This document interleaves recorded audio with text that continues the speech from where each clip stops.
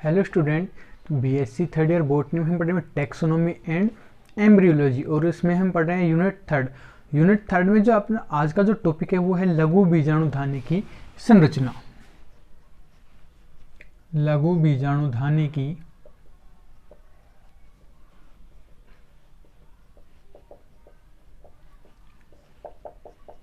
संरचना। अब हम पढ़ेंगे भाई जो लघु बीजाणुधानी होती है कहाँ पाई जाती है, इसके अंदर किसका निर्माण होता है। तो इससे लास्ट क्लास में हमने पढ़ा है भाई पुंकेसर की संरचना के बारे में पढ़ा है। ठीक है, पुंकेसर की संरचना के बारे में पढ़ा है, तो जिसमें हमने बताया था कि उसके भाग होते हैं मुख्य, एक तो परागकोश भाग होता है, ठीक है, सेकंड योजी भाग होता है और थर्ड भाग होता है पुतंतु भाग होता है। नरजनांग पुंकेसर के बारे में पढ़ा। उसके बाद हमने ये भी पढ़ा है कि भाई जो परागकोश से पाया जाता है, ठीक है, वो अधिकांश द्विपालित होता है, दो पालियों में विभेदित होता है, कनेक्टिव द्वारा आपस में जुड़ा हुआ रहता है, जिसके अंदर परागकोश की स्ट्रक्चर हमने कुछ इस प्रकार से बनाई थी। ठीक है, अब जैसे इसकी काट की बात करें तो इस प्रकार का हमने डायग्राम बनाया था। तो जो एंथर होता है, जो परागकोश होता है, इसके अंदर 4 परागपुट पाए जाते हैं, 1 2 3 4। ठीक है, 4 क्या पाए थे? परागपुट पाए जाते हैं।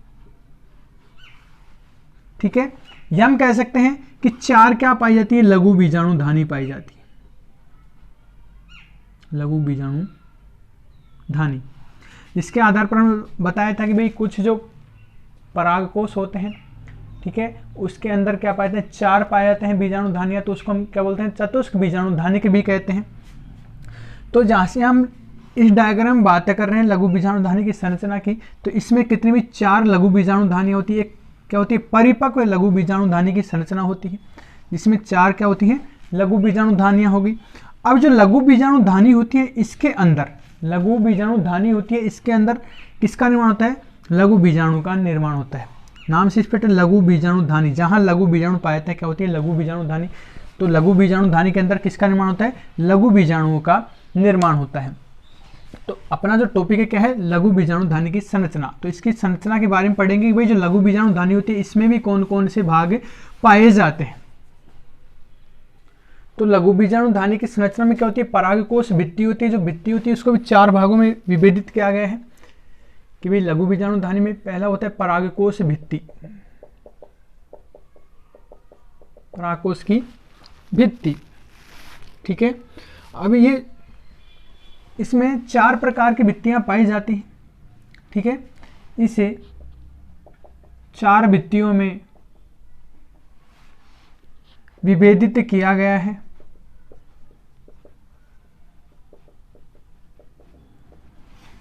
ठीक है, 4 भित्ति देखते हैं कौन कौन सी होती है। जो सबसे पहली जो भित्ति होती है डायग्राम में देखते हैं, सबसे बाहर की तरफ क्या होती है? एपिडर्मिस होती है। एपिडर्मिस या बाह्य त्वचा। तो जो सबसे पहला जो भाग हो गया क्या हो गया? बाह्य त्वचा, जिसको हम बोलते हैं एपिडर्मिस। ठीक है भाई, पहला भाग हो गया। सेकंड जो भाग होता है क्या होता है? एंडोथीशियम होता है। जो एपिडर्मिस होता है बाह्य त्वचा सबसे बाहर की तरफ, इससे अंदर की तरफ क्या पाता है? एंडोथीशियम, जिसको हम बोलते हैं हिंदी में अंतस्त्वचा। अंतस्त्वचा या अंतस भित्ति, जिसको हम बोलते हैं क्या? एंडोथीशियम। थीशियम, 2 भाग हो गए। तीसरा जो भाग होता है एंडोथीशियम से अंदर की तरफ पाया जाता है, जिसको हम बोलते हैं मिडिल लेयर या मध्य परत।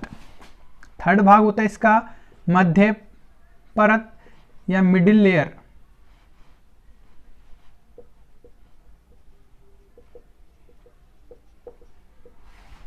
ठीक है, और जो सबसे अंदर की तरफ जो भाग पाया जाता है वो चौथा क्या होता है भाई? टेपिटम होता है। ठीक है, तो परागकोश भित्ति के 4 भाग हो गए। सबसे बाहर की तरफ एपिडर्मिस, बाह्य त्वचा, उससे अंदर की तरफ एंडोथीशियम, उससे अंदर की तरफ मिडिल लेयर, मध्य परत, और सबसे अंदर की तरफ क्या पाते हैं? टेपिटम। फिर उसके अंदर क्या बनते हैं? एक और झिल्ली द्वारा विभेदित रहते हैं, उसके अंदर की तरफ क्या पाते हैं? लघु बीजाणु, या इसको हम बोल सकते हैं लघु बीजाणु को दूसरा नाम कहते हैं हम परागकण पाए जाते हैं। तो परागकोश भित्ति में भी हम सबसे पहले पढ़ेंगे एपिडर्मिस ही बाह्य त्वचा के बारे में। तो सबसे पहला भाग है बाह्य त्वचा। डायग्राम में देखते हैं बाह्य त्वचा, एपिडर्मिस दिखा रखा है। ये यहाँ से क्या होती है, चारों तरफ क्या होती है, एपिडर्मिस पाए थे बाह्य त्वचा। ये क्या होती है, एक स्तरीय परत होती है, जैसे हमने विभेदित कर रखा। कभी कैसी होती है, एक स्तरीय परत होती है। और इसके अंदर कोशिकाओं की बात करें तो कोशिकाएं क्या होती हैं, लंबाई में क्या होती है, कम और चौड़ाई में अधिक होती है। मतलब इस प्रकार का स्तर पाया जाता है। जैसे एपिडर्मिस की बात करें, इस प्रकार की कोशिकाएं पाई जाती है। मतलब चौड़ाई में क्या होती है, ये अधिक होती हैं और लंबाई में क्या होती है, कम होती हैं।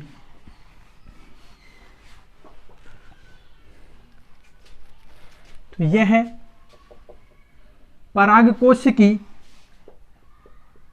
परागकोश की सबसे बाहरी परत है, मतलब सबसे बाहर की ओर पाई जाती है। ठीक है, जिसकी कोशिकाएं आर्य रूप से दीर्घित होती हैं। दीर्घित में हमने बताया था भाई क्या होती है, लंबाई में कम और चौड़ाई में अधिक पाई जाती है।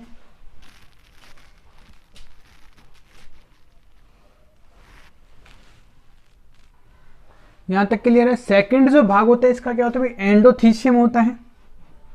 सेकंड भाग क्या होता है, एंडोथीसियम होता है। एंडोथीसियम भाग की बात करें तो ये क्या होता है, बाह्य त्वचा से नीचे की तरफ पाया जाता है। पहली बात, इसके अलावा इसमें रेशेदार पट्टियां पाई जाती है किसकी, अल्फा सेलुलोज पदार्थ की। अल्फा सेलुलोज पदार्थ की क्या बन जाती है, इसमें रेशेदार पट्टियां बन जाती हैं एंडोथीसियम में।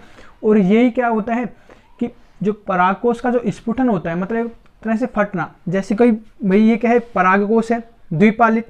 अब क्या होता है, जैसे ही परिपक्व अवस्था में आता है तो ये फट जाता है और इसके अंदर से क्या होते हैं कि जो लघु बीजाणु या परागकण क्या होता है, मुक्त हो जाते हैं।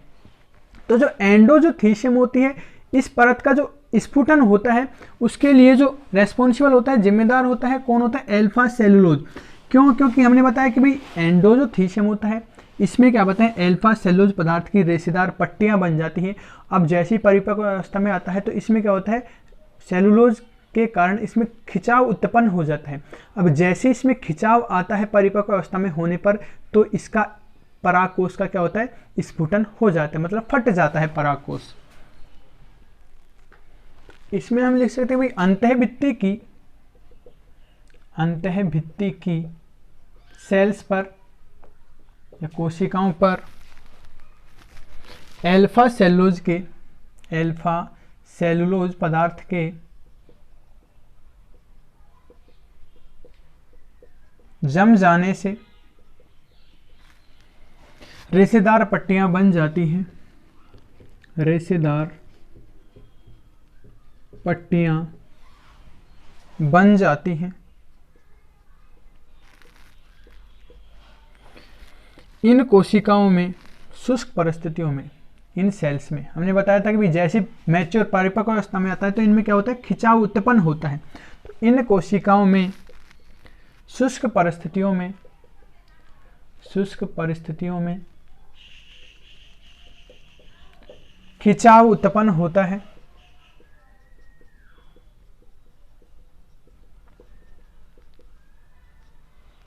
जिसके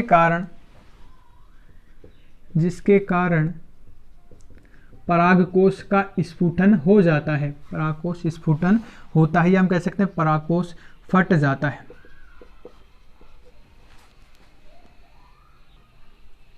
यहां तक क्लियर है भी।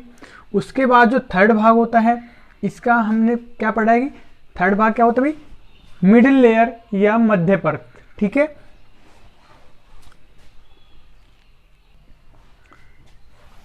थर्ड भाग होता है इसका मध्य परत, या इसको हम बोलते हैं मिडिल लेयर।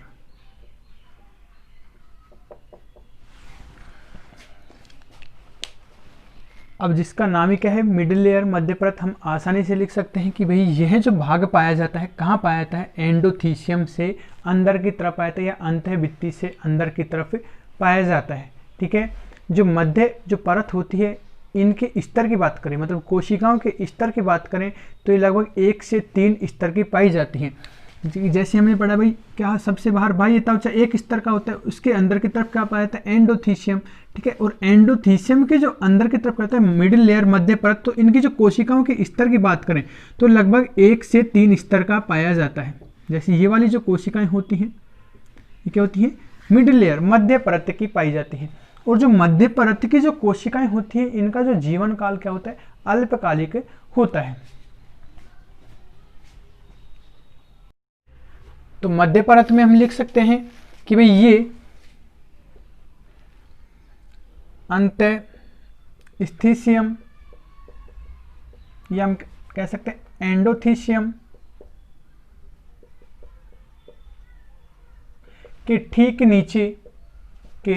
ठीक नीचे व्यवस्थित होती है।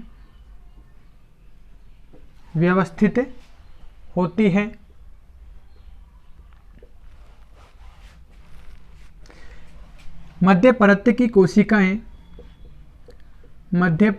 कोशिकाएं कितने स्तर की बताई थी भाई, 1 से 3 स्तर की। 1 से 3 स्तर की पंक्तियों में व्यवस्थित होती हैं। और हमने ये बताया था कि जो मध्य परत की जो कोशिकाएं होती हैं, इनको जो जीवन काल कैसा होता है भाई, अल्पकालिक होता है। तो मध्य परत की कोशिकाएं कैसे होती हैं, अल्पकालिक होती हैं, अल्पकालिक होती हैं।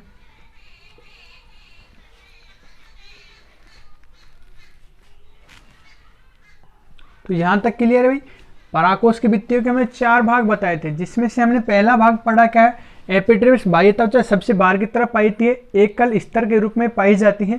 उसके अंदर की तरफ क्या पाया जाता है, एंडोथीशियम भाग पाया जाता है। ठीक है, जो बाह्य त्वचा के ठीक नीचे पाया जाता है। इसका ही मुख्य काम क्या होता है, इसमें विशेष लक्षण पाया जाता है। एंडोथीशियम में विशेष लक्षण क्या बताया था हमने, कि इसमें अल्फा सेलुलोज पदार्थ का निक्षेपण पाया जाता है, जिसके कारण इसमें रेशेदार पट्टियां बन जाती हैं। और जिसके कारण क्या होता है, ये जैसी मैच्योर अवस्था में आती है, परिपक्व अवस्था में आती हैं, तो शुष्क परिस्थिति आने पर ये पराकोष स्फुटन में सहायक होती हैं, जिसके कारण क्या होते हैं, लघु बीजाणु बाहर निकलते हैं। एंडोथीशियम। थर्ड जो भाग हमने पढ़ा है मध्य परत। मध्य परत क्या होता है, एंडोथीशियम से अंदर की तरफ पाया जाता है। ठीक है, और इनके स्तर की बात करते हैं, ये 1 से 3 स्तर होता है। यहाँ तक क्लियर है। तो नेक्स्ट जो क्लास में हम पढ़ेंगे, इससे चौथा भाग क्या होता है, टेपिटम के बारे में हम पढ़ेंगे।